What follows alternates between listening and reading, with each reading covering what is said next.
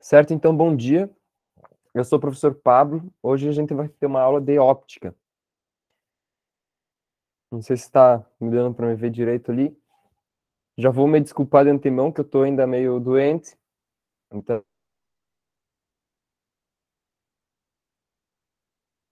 eu não estou conseguindo falar direito, estou tossindo bastante. Ah,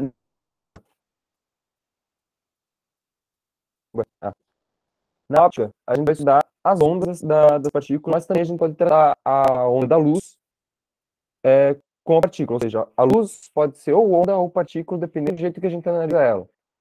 É uma questão que tem muito debate há muito tempo e não chegou ainda a uma conclusão precisa se luz é onda, se luz é partícula, se tem como ser os dois, o que que é. E na física a gente separa, mais ou menos, ela em duas partes. A óptica geométrica, que a gente vai tratar a onda como um feixe de luz, como um modelo mais corpuscular, mais como se ela fosse uma partícula, e a óptica ondulatória, ou óptica física, que a gente trata a onda como luz, como a luz como onda, desculpa. E daí vai abranger fenômenos mais comuns, mais fáceis de entender, como emissão, composição, absorção, polarização, interferência e difração.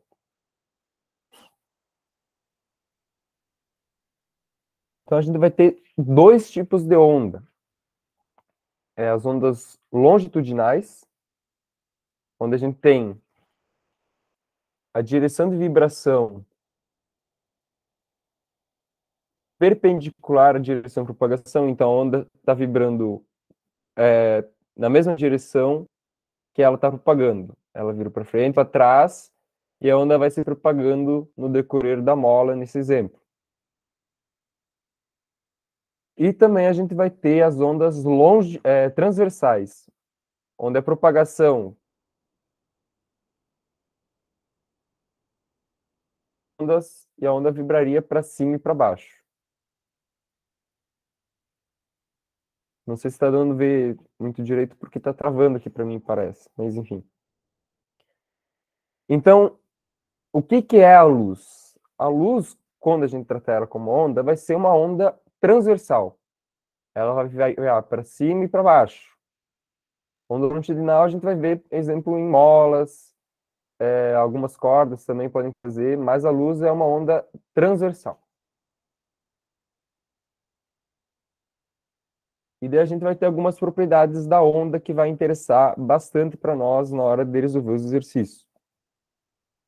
A primeira delas é o que é um ciclo de uma onda. O ciclo da onda é onde ela começa e onde ela começa a se repetir exatamente igual ao de antes. Veja, aqui ela sobe, desce,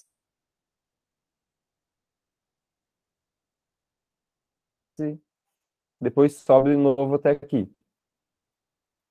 A partir daqui ela começa a repetir o mesmo movimento que ela fez antes. Subir, descer, subir. Então a gente diz um ciclo completo quando ela torna a posição original. Dá para pegar a distância entre os dois vales, ou entre os dois vales, ou entre os dois picos, vai ter um ciclo. E essa distância entre cada ciclo, o início e o fim do ciclo, a gente vai.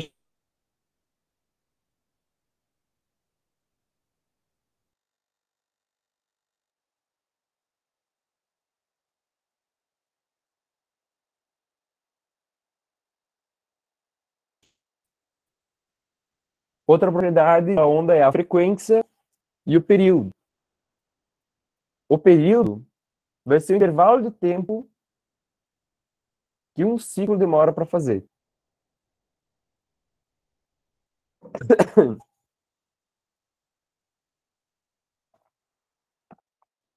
Uma onda mais frequente, ela vai ter um ciclo mais curto.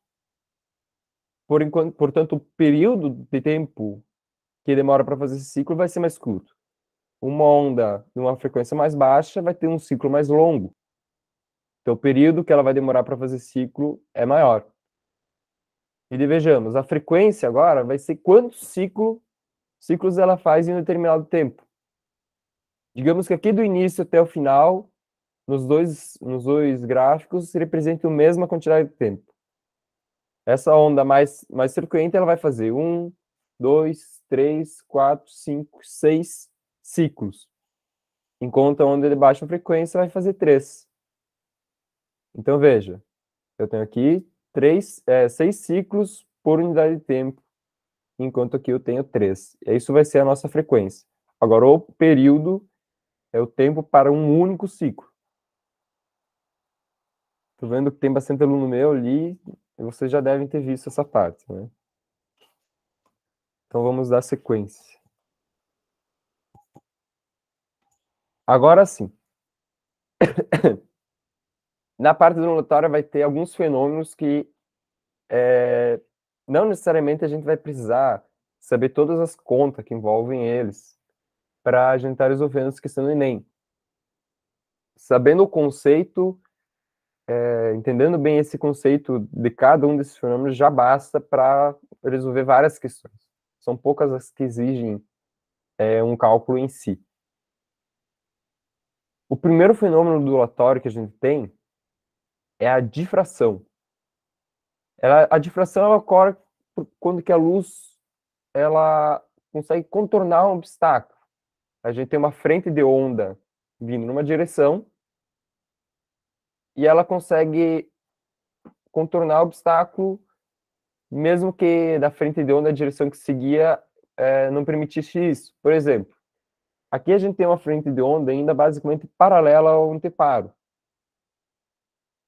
Então, se imaginaria que se ela se comportasse como partícula, ao atravessar esse anteparo, ela continuaria indo reta da mesma forma. E seria como se a gente visse só um feixe de luz. Só que na realidade o que acontece é que ao passar do orifício, pelo obstáculo, ela se espalha de uma outra forma. Ela muda a direção dela de modo a se espalhar em todas as direções de novo. É exemplo do caso que se tu faz um buraco na parede, atrás de uma lâmpada, por exemplo, tu ainda vai enxergar a luz.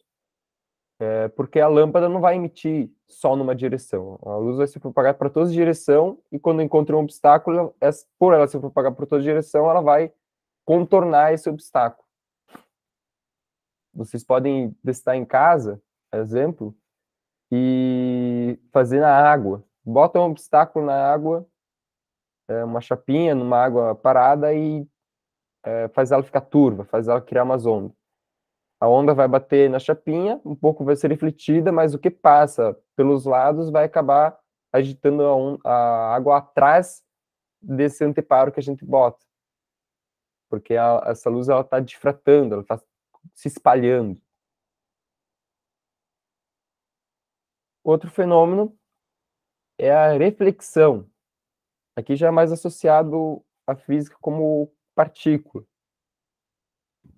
Ocorre que a luz que incide em um objeto, ela pode ou atravessar ele, como exemplo no meio translúcido, ou ela é refletida, como se fosse um espelho. Quando a luz é refletida, ela retorna ao mesmo meio, ou seja, a gente tem a luz vindo no meio, que nesse caso seria o ar, e ela bate no espelho. Só que ela não entra nesse espelho. Ela é refletida e volta de volta para o ar. Então isso a gente vai chamar de reflexão. O que vai variar aqui? A frequência vai continuar sendo a mesma, o comprimento de onda vai continuar sendo o mesmo, só vai mudar a direção de acordo com esse ângulo de incidência. Quanto mais inclinado vem aqui, mais inclinada a onda é refletida aqui.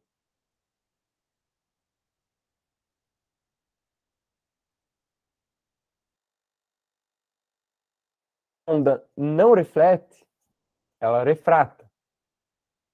Ou seja, se o raio incidente bate e volta para o mesmo meio, ele é um raio refletido.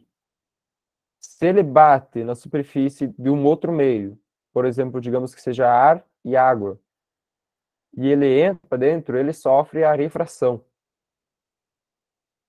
E o que acontece na refração? O comprimento de onda da luz vai sofrer uma variação. Por quê? Porque a velocidade de propagação da onda no ar é diferente do que na água. A luz a gente ouve bastante falar que ela tem uma velocidade.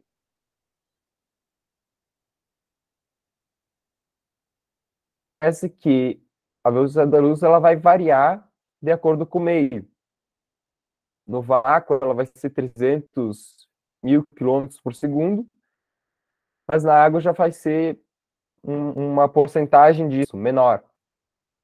O diamante, por exemplo, ele chega a ser quase metade da velocidade da luz do que ela é no vácuo. Então, essa mudança de velocidade provoca uma mudança do comprimento de onda, e por causa dessa diferença, a gente tem uma diferença nesse ângulo que ela entra na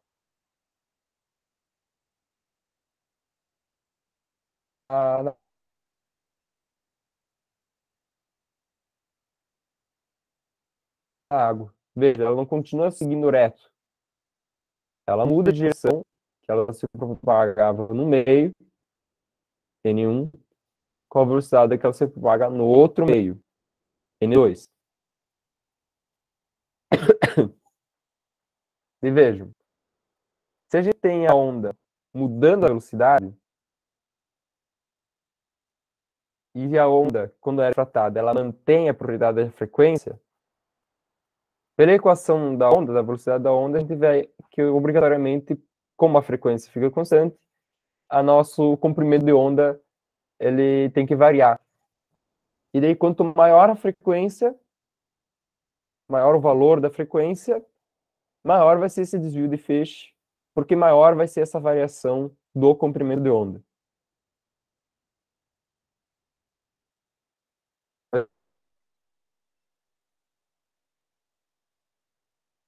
A gente tem essa equação aqui, né? A velocidade igual a lambda vezes a frequência de onda, F é a frequência. Então, se a minha frequência é alta, para acompanhar a mudança de velocidade, o meu lambda vai ter que variar bastante junto. Digamos que a minha velocidade no meio é 1, foi para o meio que a velocidade é 10. E minha frequência é 100. Em um caso, o lambda tem que ser 0,1. Já no outro caso, ele vai ter que ser 0,01. Se eu digo que a frequência é 1000, o meu lambda já vai de 0,1 para 0,001. Já aumentou vezes 10, já aumentou um zero ali na casa decimal, é muita coisa variando. Então, quanto maior o número, maior vai ser a variação do lambda e maior vai ser o desvio. Então, o que a gente vai ver? A gente vai ver o fenômeno da dispersão. Quando o feixe de luz, por exemplo, a luz do Sol, que é branca, que é composta por várias faixas de frequências, passa de um meio para o outro, a luz branca vai sofrer a refração. Só que como diferentes frequências vão sofrer diferentes variações nesse comprimento de onda,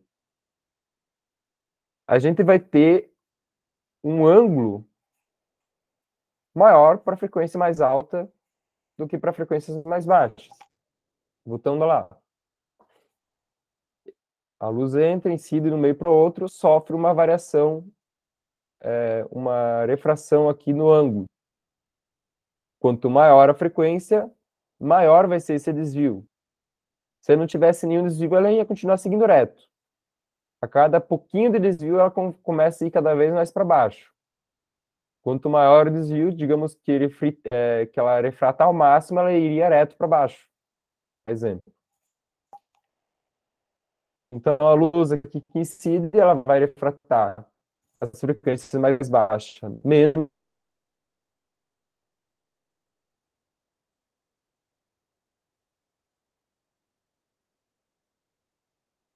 E vai dividir essas frequências, vai separar elas, vai dispersar elas.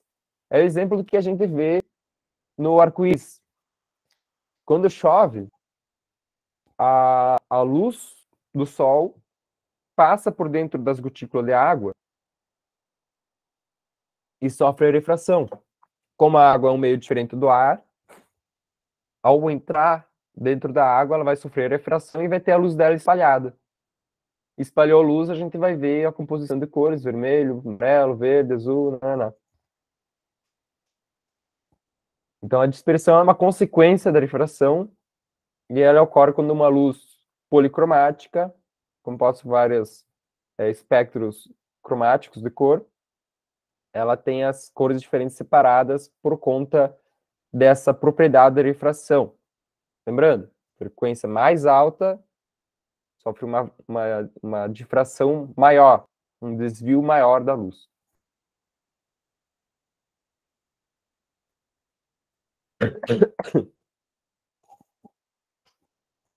Por último, a polarização. A luz que vem, por exemplo, do Sol, ela não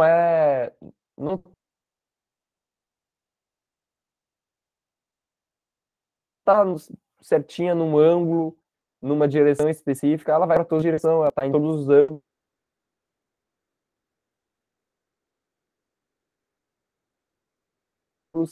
Então, é uma onda que não está polarizada, que a gente chama. A exemplo da aqui, a gente tem a frequência vindo de cima para baixo, do lado. Então, o que é a polarização? A polarização é quando a gente pega essa onda, que está indo em todas as direções, e a gente bloqueia para ela passar só em uma direção. Então, ela está vindo para cima e para baixo, para um lado e para o outro, e a gente diz assim, não, a gente só quer que ela passe a onda que vem longitudinal de cima para baixo. De cima para baixo, por exemplo, só no eixo Y. Então, a gente tem uma malha que vai fazer essa filtragem. O que não está indo naquela direção não vai passar. E o que está indo, passa. E daí a luz vai passar de um lado dessa malha, só seguindo uma direção. Enquanto no outro é bloqueado todas essas outras direções que a onda está sendo propagada.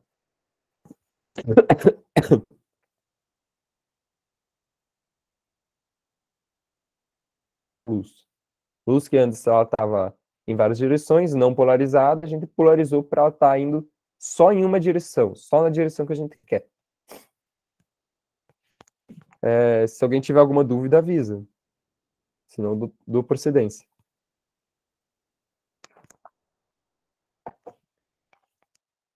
Então, vamos lá. Questão do Enem 2020. Alguns cinemas apresentam uma tecnologia em que as imagens dos filmes parecem tridimensionais, baseado na utilização de óculos 3D. Após atravessar cada lente dos óculos,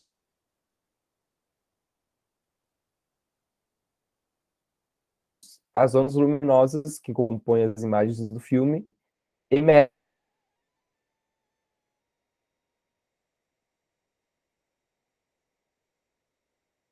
vibrando apenas na direção vertical ou apenas na direção horizontal, por meio do fenômeno rotatório.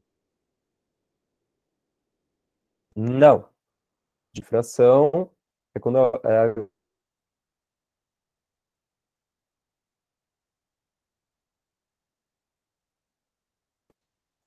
refração também não. Não é por conta do desvio da luz passando no óculos que a gente enxerga em 3D. Explicaria, por exemplo, o funcionamento numa lente de óculos de grau, mas não os óculos 3D do cinema. Dispersão, novamente não. A gente não está vendo a cor do que está passando no filme sendo separada em seu espectro para a gente ver o espectro da luz que está aparecendo no telão, né? Então sobra polarização. Mas por que polarização? Veja, a gente está dizendo que a onda que emerge ela está vibrando apenas numa direção ou na outra. Então significa que a gente está polarizando ela. A gente está dizendo assim, a luz só vai passar por esse óculos se ela estiver nessa ou nessa polarização. E daí eles fazem o mesmo esquema que seria, não sei se chegaram a ver, aqueles óculos 3D que um lado é vermelho, o outro lado é azul. Eles funcionam pela propriedade da absorção, né? Um lado vai pegar a luz azul e absorver e deixar passar, e o outro vai deixar passar a luz vermelha. E daí eles fazem imagens diferentes, com luz vermelha e luz azul, para a gente montar uma imagem com um senso de profundidade. E aqui eles fazem a mesma coisa.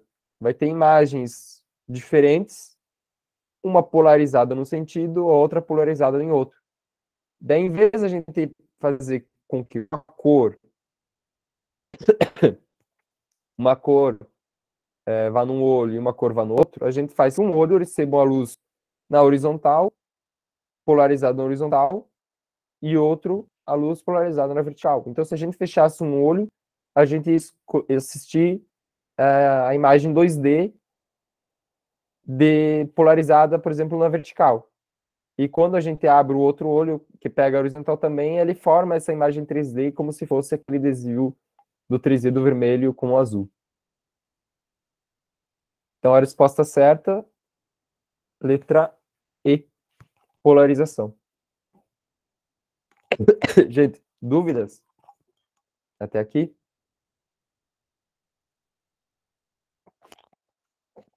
Acredito que não, então. Vamos à sequência. Em 2018, desculpa. A figura representa um prisma óptico constituindo de um material transparente, cujo índice de refração é crescente com a frequência da luz que sobre ele incide.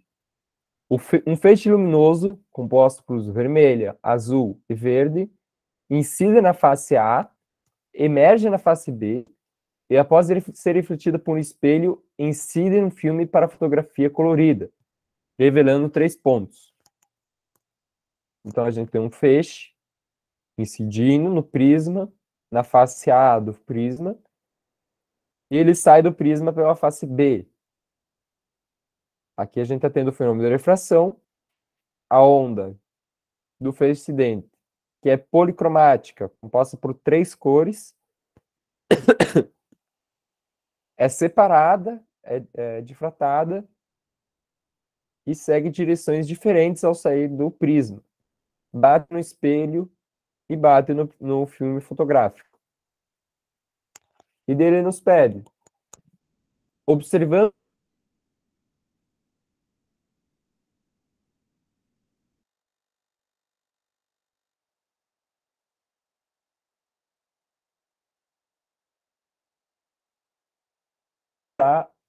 a sequência de cor que vai ser no filme.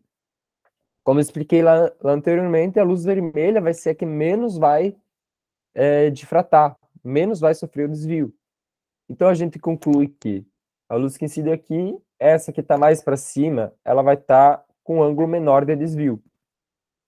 Então vai ser a luz vermelha, a seguinte da verde e da azul. Ah, professor, mas eu não me lembro dessa parte de difração, se a frequência é maior ou a frequência é menor. Bom, ele está dando também aqui na equação. Ó, o índice de refração, ou seja, o quanto a luz ela vai refratar no meio, é crescente, ou seja, maior, com a frequência da luz. Então, se a luz aumenta, o índice de refração aumenta. Então, a gente vê aqui as frequências. Lembrando, quanto maior a frequência, menor o comprimento de onda.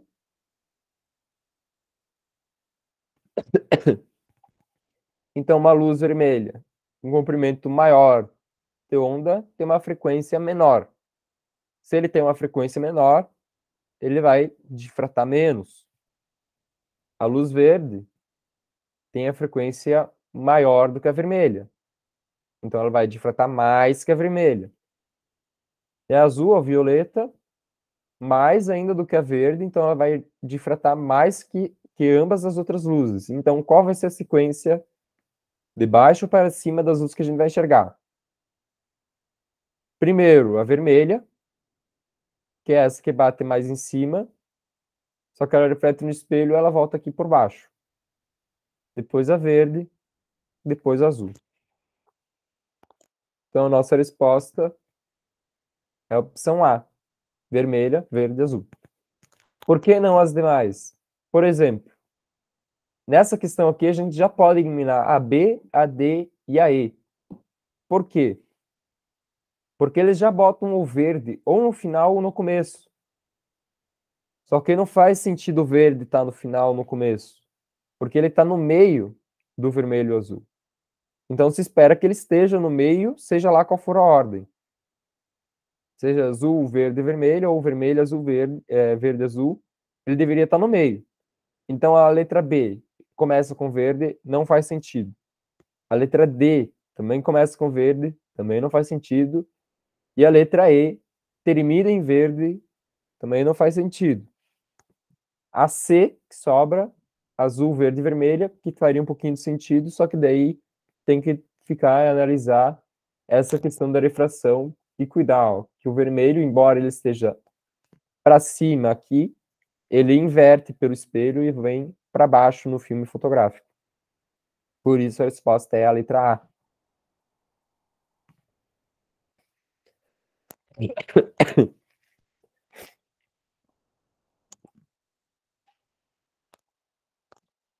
Agora a questão do Enem 2012. Alguns povos indígenas ainda preservam suas tradições realizando a pesca com lanças, demonstrando uma notável habilidade. Para fisgar um peixe em um lago com águas tranquilas, o índio deve mirar abaixo da posição em que enxerga o peixe. Ele deve proceder dessa forma porque os raios de luz. Ele dá as opções. Letra A. Refletidos pelo peixe, não descrevem uma trajetória retilínea no interior da água. Não é. Por quê? Bom, a luz do sol vai bater, vai entrar dentro da água, bater no peixe, ser refletida pelo peixe, só que dentro da água, ela vai seguir retilínea. Ela só vai sofrer um desvio se ela trocar de meio. No mesmo meio, a luz vai seguir a mesma direção. Só se essa água estivesse turva, mas ele deixa claro que há águas tranquilas, as águas estão tranquilas, então não tem movimento nessa água, não tem nada que faz essa luz dentro da água sofrer uma variação na sua trajetória. Então veja, não descreve uma trajetória retilínea no interior da água. Não, ela vai sofrer no interior da água, ela vai seguir reta. Letra B. Os raios de luz emitidos pelos olhos do índio desviam sua trajetória quando passam do ar para a água. Se a gente tivesse uma luz que saísse do olho do humano, ela ia sofrer.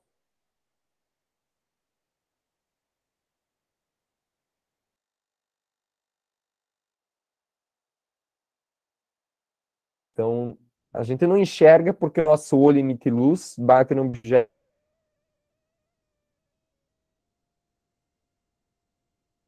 e volta para nós. A gente enxerga porque a luz do sol, ou a luz de uma lâmpada, reflete da luz do objeto, vem e bate no nosso olho. Então é por isso que a gente vê. Letra B errada, por quê? Porque a gente não enxerga, então não emite pelos olhos. Segundo motivo, porque aqui está fazendo processo contrário. Está dizendo que eu estou enxergando porque o corpo está absorvendo a luz. Mas na verdade é o nosso olho que tem que absorver a luz para a gente enxergar. Então ele está fazendo um processo contrário, sem que a luz retorne para o olho para enxergar. Errada, letra B também. Letra C. Os raios de luz espalhados pelo peixe são refletidos pela superfície da água. Nesse caso, a luz solar entraria na água, bateria no peixe e ele espalharia essa luz. A luz ela retornaria para a superfície, mas ao bater na superfície da água, ela bate e volta, como se fosse um espelho. Não acontece. Se isso acontecesse, o índio não conseguiria nem ver o peixe. Porque lembre, refração é quando ela troca de meio. Reflexão é quando ela volta para o mesmo meio. Então, se a onda está sendo refletida, ela está voltando para o mesmo meio. E o índio não veria o peixe nessa situação.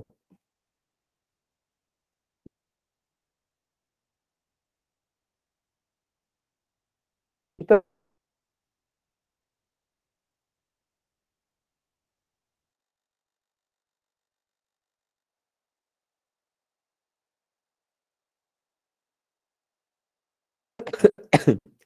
Novamente aquela questão, olhos não emitem luz, então não faz sentido.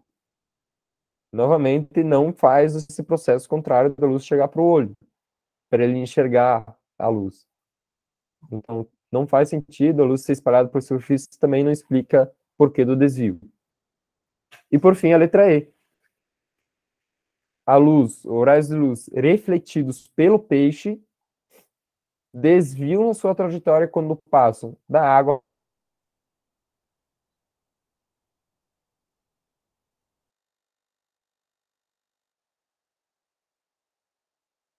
e não atravessa ela volta e volta passando pela superfície da água, ela sofre um desvio. Por isso, por causa desse desvio, que o índio mira num lugar diferente, porque ele sabe que o peixe, mesmo que empiricamente, não está na posição que ele vê. Então, a resposta certa, letra E.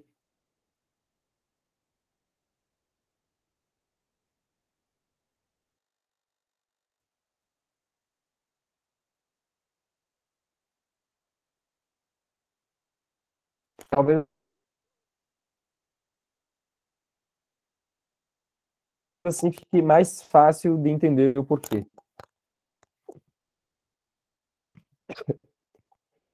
A gente tem o peixe aqui nessa posição. Pro ar, ela sofreu desvio. Como a água a água tem uma velocidade menor do que a do ar, ela vai sofrer um desvio em direção ao índio. Só que o índio ele não vai ver esse desvio que aconteceu. Ele vai ter uma ilusão, como se o peixe estivesse numa direção retilínea de onde ele está vendo o raio de luz. Onde a gente está vendo a imagem do peixe. Por que isso acontece?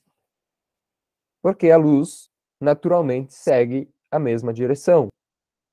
Então a gente conclui que se a direção da luz está vindo desse ponto até os olhos do índio, significa que ela vai reto para onde a gente tem a imagem do peixe. Então, se tu pega a lança e atira onde tu está vendo a imagem do peixe, tu vai errar. Porque a gente tem esse desvio da luz. Então, o índio, naturalmente, ele vai mirar para baixo. Vai mirar para baixo, de onde ele está vendo o peixe. E vai acertar o peixe o peixe real que ele tem ali embaixo. Vocês podem fazer esse experimento em casa, pegar um copo, encher de água e botar um lápis dentro. Ela vai sofrer um desvio de cima para baixo. Ou talvez vocês já chegaram a ver, de repente, uma piscina que o corpo parece estar deformado dentro da água. Parece menorzinho. Isso acontece por causa da refração. A luz refletida ela vai sofrer um desvio quando sair para fora da água e, e a gente vai ver ela desviada de uma forma diferente. Certo? Agora vamos para a parte da composição das cores. Nós, seres humanos, a gente enxerga um pedacinho do espectro da luz visível.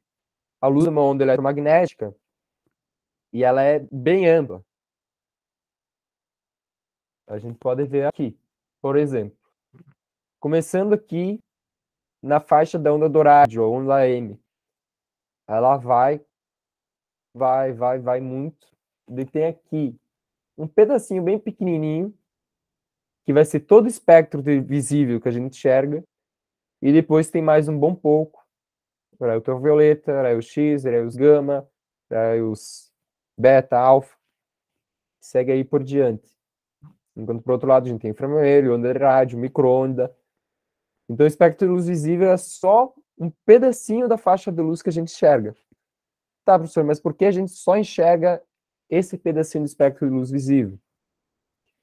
Porque essa é a parte que o Sol mais emite luz.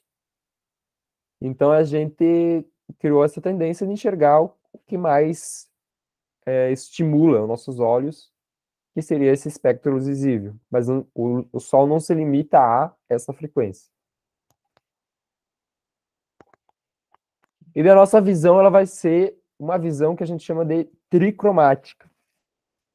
Porque a gente vai enxergar, na verdade, não é o espectro. São 3 cores e a combinação dessas cores vai formar todas as cores que a gente conhece.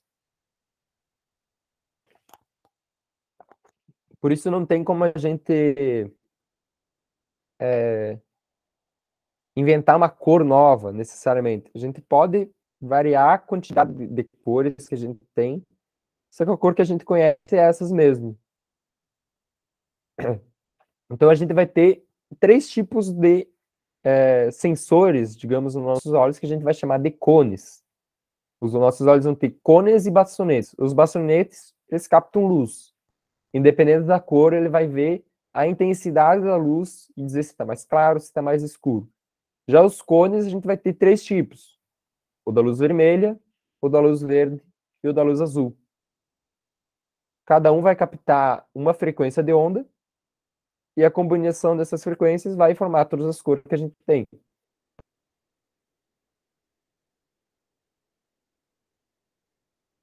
Por exemplo, combinando a luz verde com a luz vermelha, a gente tem a cor amarela.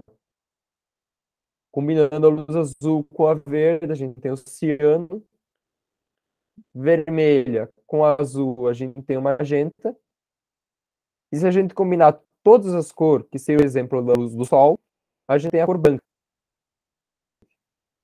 Mas no fim que a luz que a gente enxerga, ela se composta por 3 cores. Uma visão tricromática. Outros animais vão ter visões diferentes. Não necessariamente todo animal vai ter a visão tricromática do jeito que a gente enxerga. Exemplo dos cachorros, eles não sei se eles têm essa parte do azul, é bicromáticas agora. Eu sei que tem bastante espécie de passarinho que ele vai ter, em vez de 3, 4 bastonetes. 4 cones, desculpa. Ele vai enxergar a luz vermelha, verde e azul e a luz ultravioleta. Então, muitas vezes a gente vê um passarinho com uma cor preta, se tu analisa o espectro ultravioleta, tu vai ver que ele, na verdade, é colorido. Só que a gente não enxerga o ultravioleta. Então, a gente vê ele preto. Mas no ultravioleta, ele tem outras cores que os outros passarinhos vão enxergar ele colorido. Que é uma coisa bem interessante.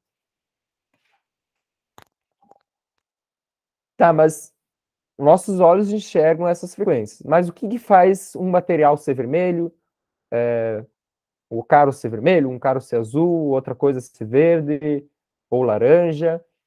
O que, que define isso? Primeiramente, para adentrar nessa parte,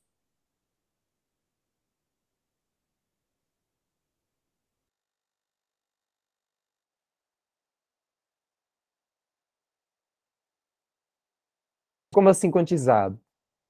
Quantizado significa que ela tem uma quantidade de energia específica, limitada. Não é uma energia que varia, uma energia que pode ser quebrada em diferentes partes. Ou seja, a luz dessa frequência tem essa energia, não tem como a gente fazer essa energia se dividir em 2 partes, porque ela é quantizada.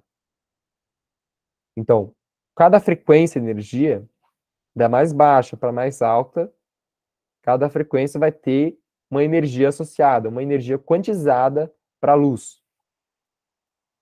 Quando essa luz quantizada, ela atravessa as moléculas, bate nos átomos, nos elétrons, os átomos vão absorver a luz dependendo da energia que ela tem. Se a energia que o átomo precisa para mudar o elétron, mandar ele para a camada superior, que a gente vê lá em química, se a energia que a luz tem é a mesma para ter essa mudança, o átomo absorve a luz. Se não tem, ou ele vai refletir a luz, ou ele vai deixar passar direto. Então a gente vai ter luz em alguns objetos sendo absorvida e outras não. Outras sendo refletida ou atravessando o meio. A exemplo, um vidro translúcido. Quando a luz passa esse vidro, ela a princípio não é absorvida por ele. A gente vai atrás do vidro, a gente continua vendo a luz que está atravessando ele.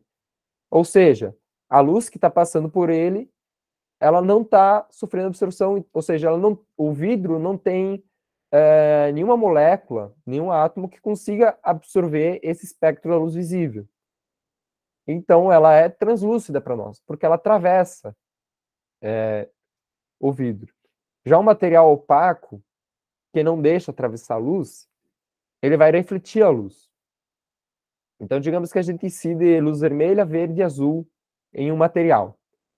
Se ele tem a capacidade de absorver a cor vermelha, a gente vai ver a reflexão da luz verde e da luz azul, que foi o que sobrou.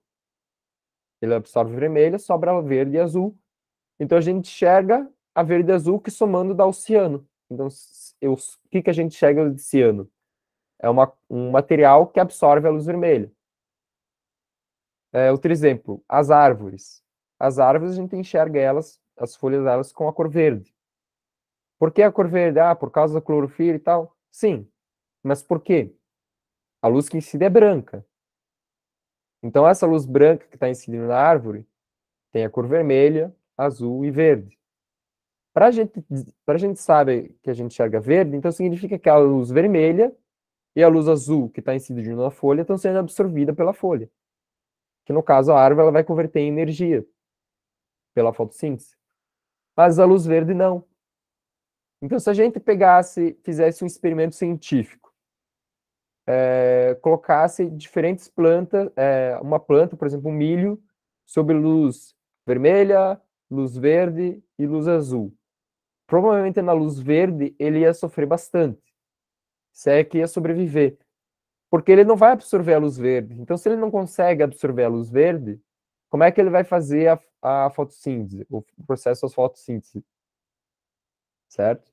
Então, a cor que a gente enxerga nada mais é do que a reflexão das ondas que não foram absorvidas por um objeto. Certo? Voltando aqui. Só para reforçar, ó. Não observa a luz verde, a gente vai ver ou vermelho, ou azul, ou magenta. Ou a variação dentro dessas duas cores. Se ele absorve a luz azul, a gente vai ver verde, o vermelho ou amarelo. Se ele absorve duas cores, como o azul e o verde, a gente vai ver vermelho. E assim por diante. Aqui, novamente, um exemplo. Tem a luz branca chegando nas 3 frequências. Na verdade, a luz branca não se limita a essas 3 frequências de cor, né? Ela vai em todas as frequências. Só que a gente retrata assim porque os nossos olhos enxergam essas 3 cores, né? Então, se ela bate no material que a gente enxerga vermelho, ele vai absorver a luz verde, a luz azul, e vai refletir só a luz vermelha. Se ele bate no material verde, ele reflete a luz azul e a luz vermelha, e reflete só a luz verde. Se bate no material azul, ele absorve a luz.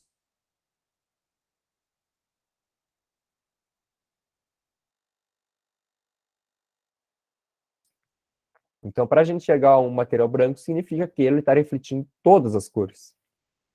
E já a cor preta é a absorção de todas as cores. Então, a gente não tem nenhum feixe luminoso chegando no nosso olho. Significa que a luz que incidiu nesse material não foi refletida, foi totalmente absorvida. Por isso a cor preta.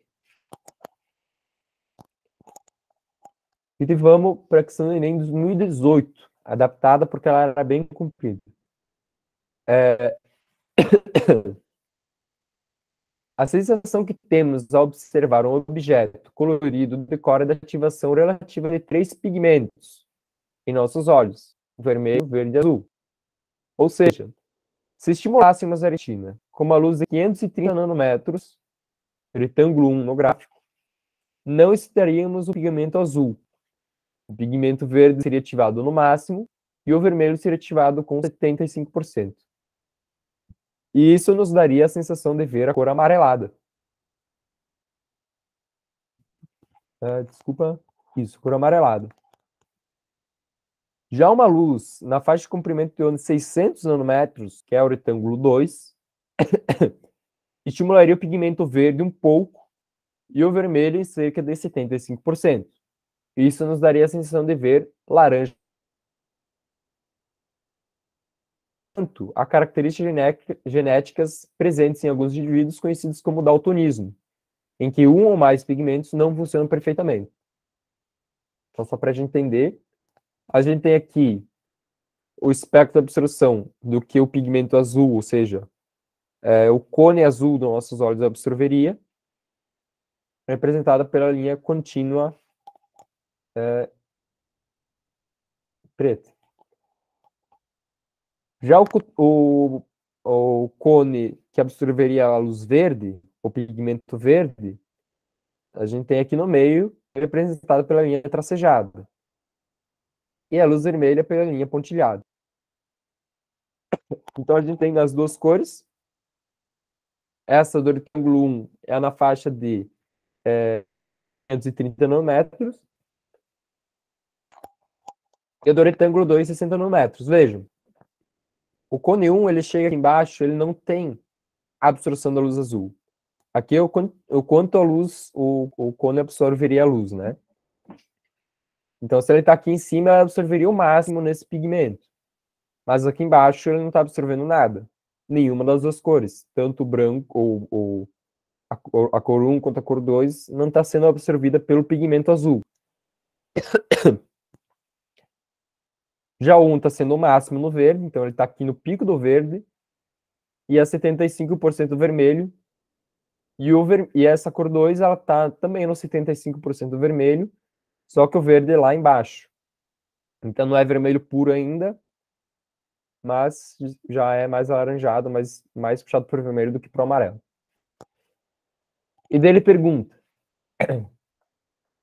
caso estimulássemos a retina do indivíduo com essa característica, que não possuísse conhecimento, o pigmento conhecido como cor verde, com as luzes de 530 e 100 nanômetros na mesma intensidade luminosa, esse indivíduo seria incapaz de. Então, ele não teria essa parte da linha tracejada, do pigmento verde. Ele seria incapaz de identificar o comprimento de onda do amarelo, uma vez que não possui o pigmento verde? Não. Por que não?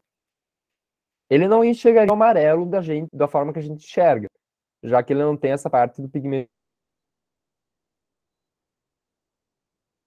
entre o amarelo e um tom mais avermelhado, pela intensidade que tem a cor vermelha. Por exemplo, se ele pega uma luz aqui no pico do vermelho, ele sabe a diferença desse amarelo para do pico do vermelho, pela intensidade. Ele vê uma diferença. Mas ainda assim, ele ia ser capaz de ver. Ele não ia enxergar cinza. Ele ia enxergar alguma cor no pigmento amarelo. Não da forma que a gente enxerga, mas enxergaria. Então, não é a letra A. Letra B. Incapaz de ver o estímulo de comprimento da onda laranja, pois não haveria estimulação do pigmento visual. Também errada. A laranja não estimularia o pigmento verde, mas continuaria estimulando o pigmento vermelho. Então ele continuaria enxergando essa cor. Embora não do jeito que a gente enxerga. Letra C. Detectar ambos os comprimentos de onda, uma vez que a estimulação dos pigmentos estaria prejudicada. Sim, estaria prejudicada a captação dessas cores. Só que, novamente, ele não ia ser.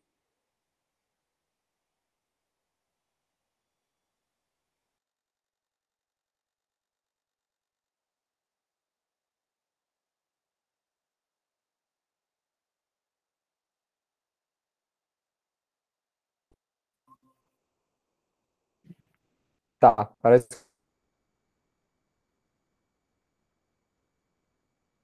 que aí vocês pararam em qual.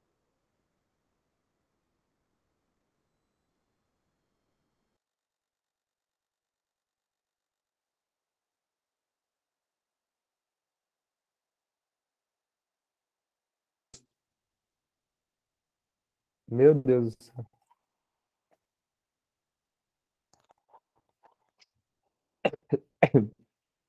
Deixa eu só mudar uma coisa aqui, eu acho.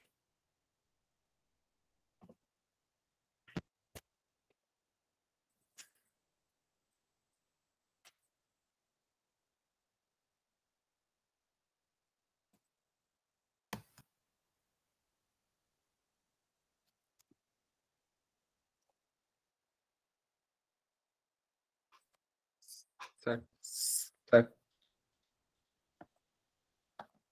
Tá, acho que agora não vai mais cair. Talvez uma imagem, mas o som acho que não. Então, a letra C ele ia ser capaz de detectar ambos os comprimentos de onda. Não do jeito que a gente enxerga, mas ele não fica incapacitado por causa que ele não tem a cor verde. Porque ele tem ambos o comprimento de onda vermelho pegando ambas as cores. A letra D. Visualizar o estímulo do comprimento de onda roxo, já que este se encontra na outra ponta do espectro. Primeiramente, que o roxo não tem quase nada a ver com essa questão. Mas ele não seria incapaz de ver a cor roxa, porque o daltonismo dele é sem a cor verde. Não tem a cor verde, mas a cor azul, que teria o roxo mais para esse canto do azul, né? Começa do vermelho e vem vindo verde, azul. O roxo estaria mais ou menos aqui no canto, ele ia ser capaz de tal, porque não está precisando da cor verde para isso. E daí, enfim, a letra E, que é distinguir os dois comprimentos de onda, pois ambos estimulam o pigmento vermelho na mesma intensidade. Essa é a resposta certa. No enunciado é dito: em uma frequência de 530 nanômetros, a luz estimula o pigmento vermelho em 75%.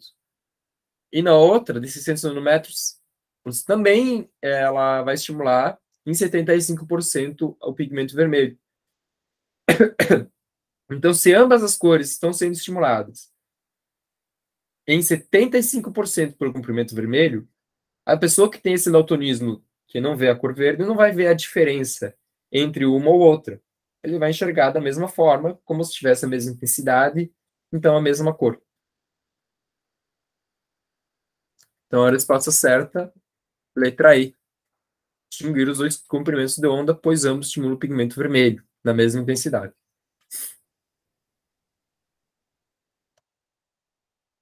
Outra questão do daltonismo.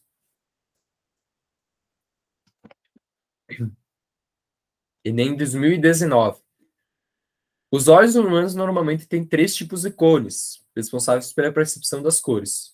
Um tipo para tons vermelhos, um para tons azuis e outro para tons verdes. As diversas cores que enxergamos são o resultado da percepção das cores básicas, como indica a figura.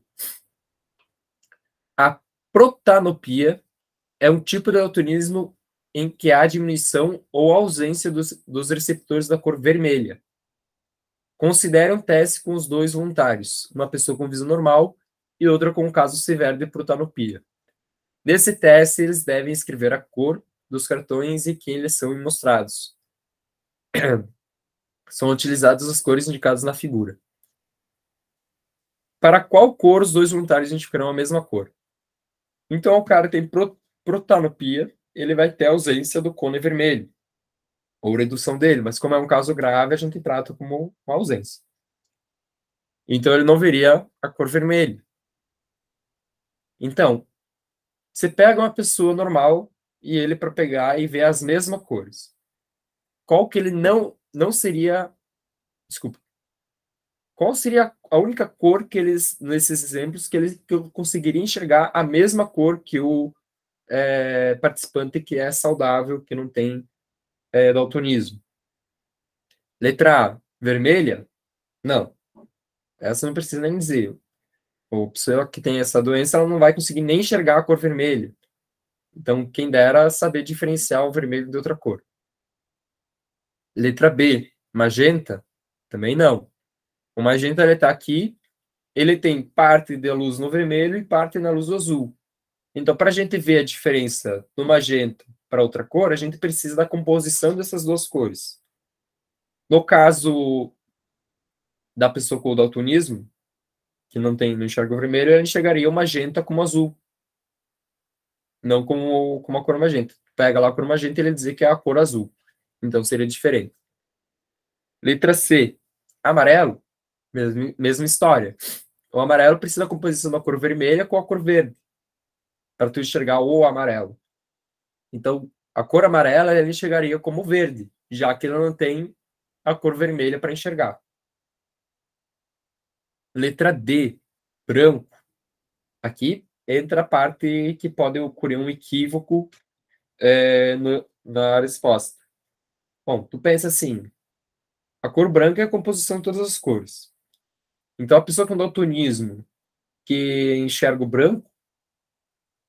branco real, com as três cores, veria também o branco branco, enxergando duas cores, porque ele também estaria vendo a composição de todas as cores. Só que veja, se ele tem vermelho, se ele não tem vermelho e tem verde e azul, se tu bota a luz branca, ele vai captar só verde e azul. E verde e azul junto é ciano.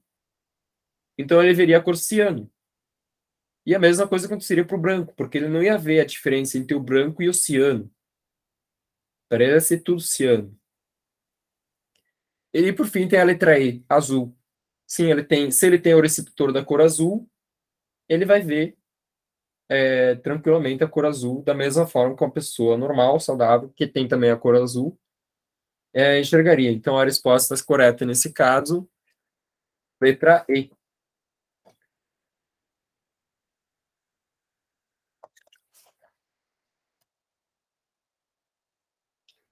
Agora a questão Enem 2017.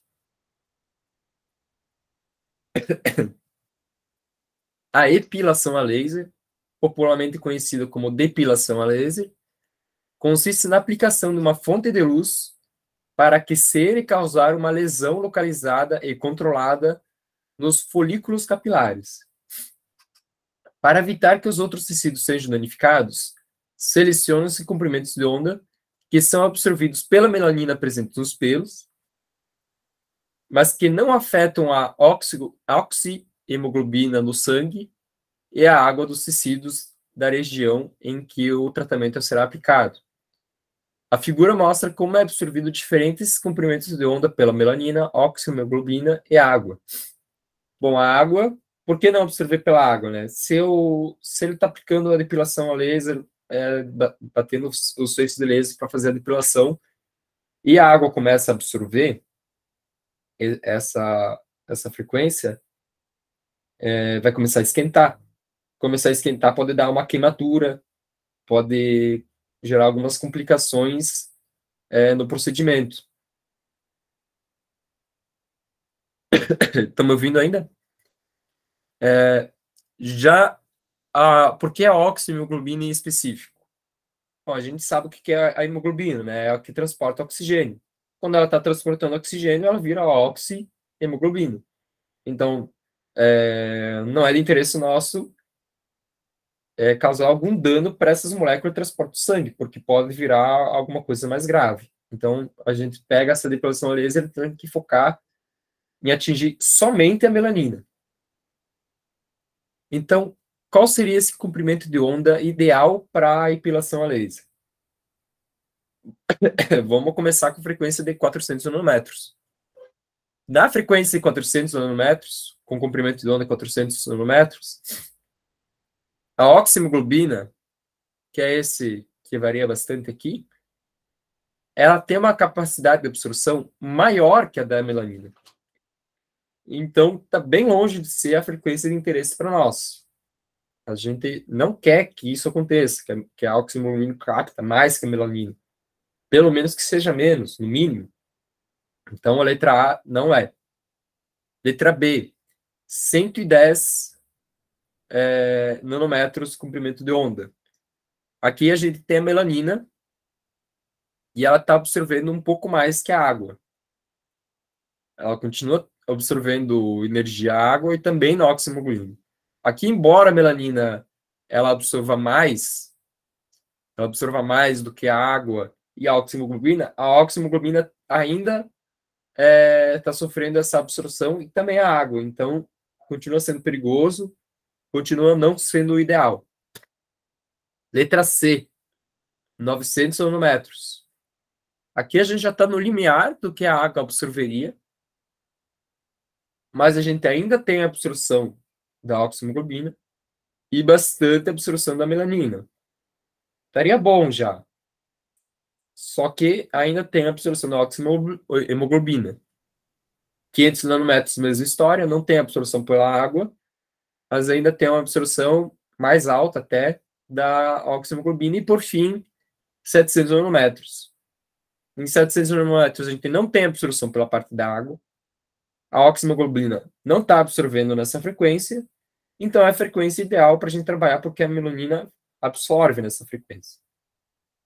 Então, resposta certa, letra E, 700 nanômetros. Já que nessa frequência a melanina absorve a luz e nem a oxihemoglobina nem a água vão absorver esse comprimento de onda. Certo?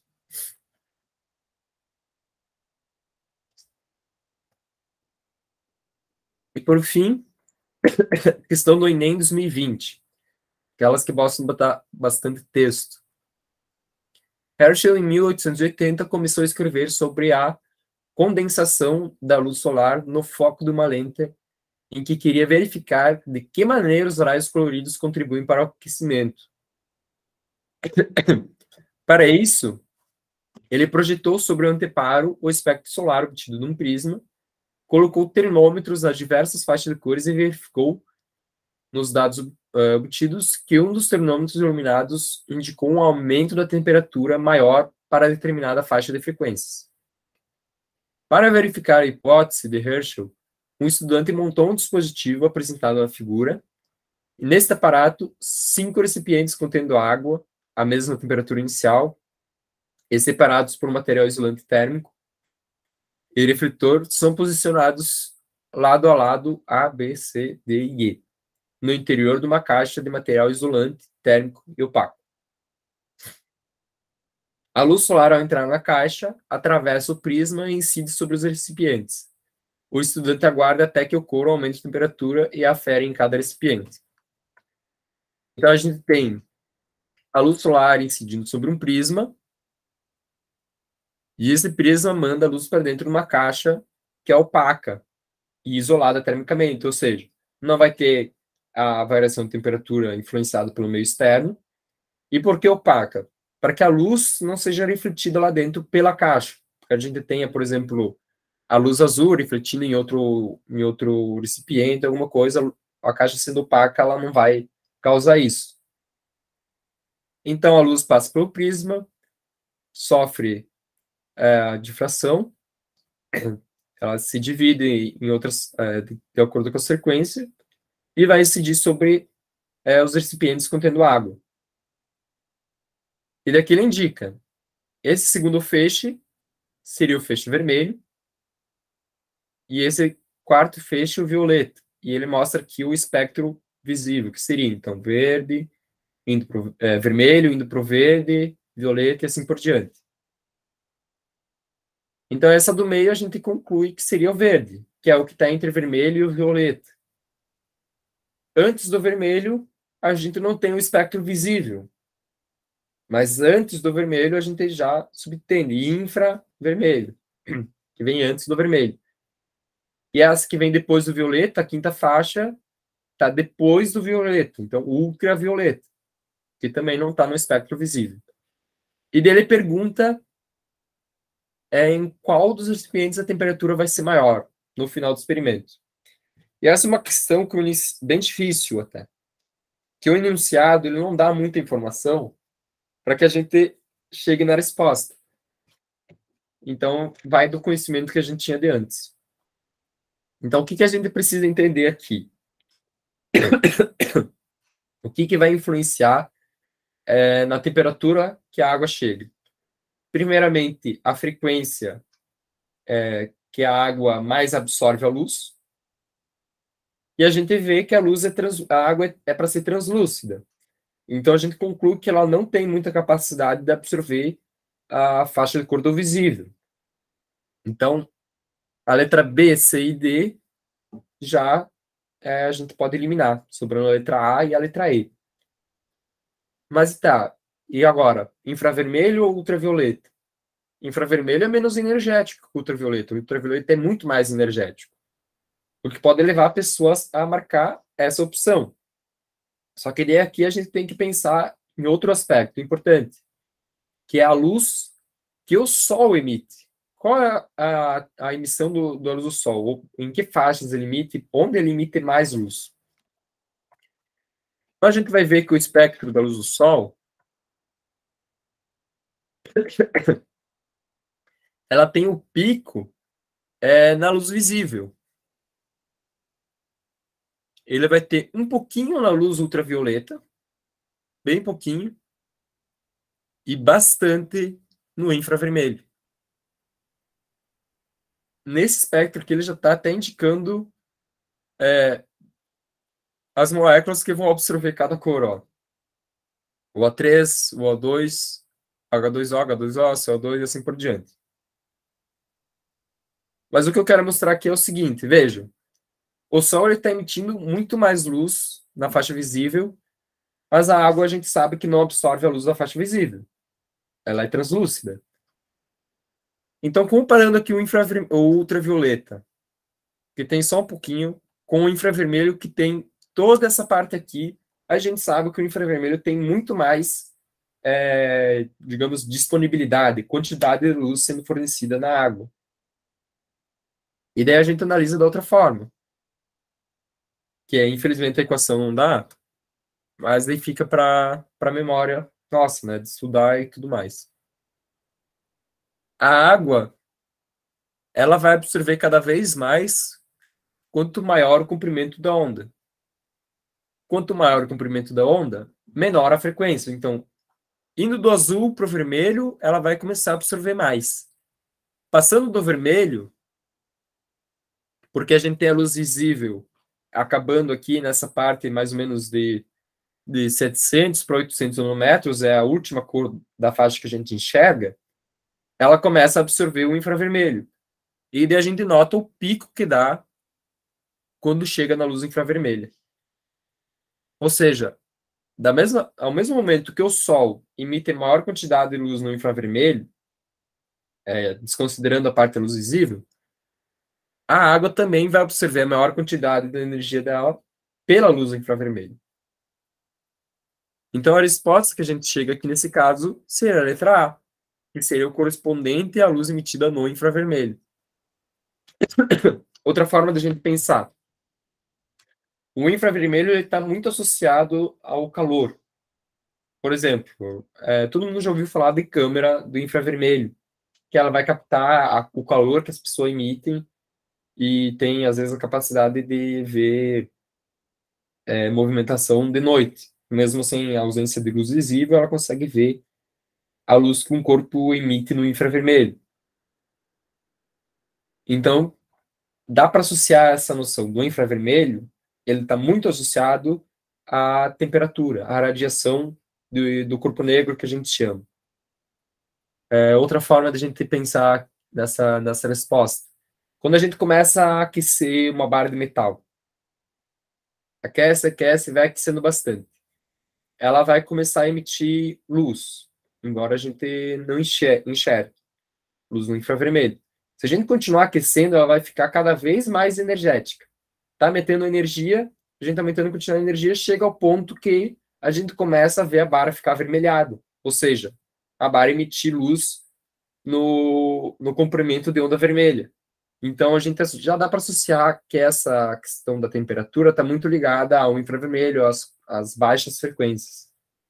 Então, é uma outra forma de a gente chegar à resposta aqui do infravermelho.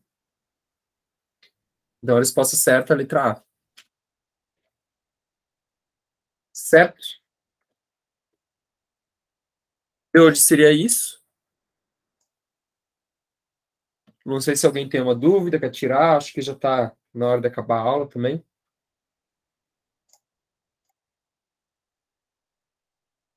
Nada?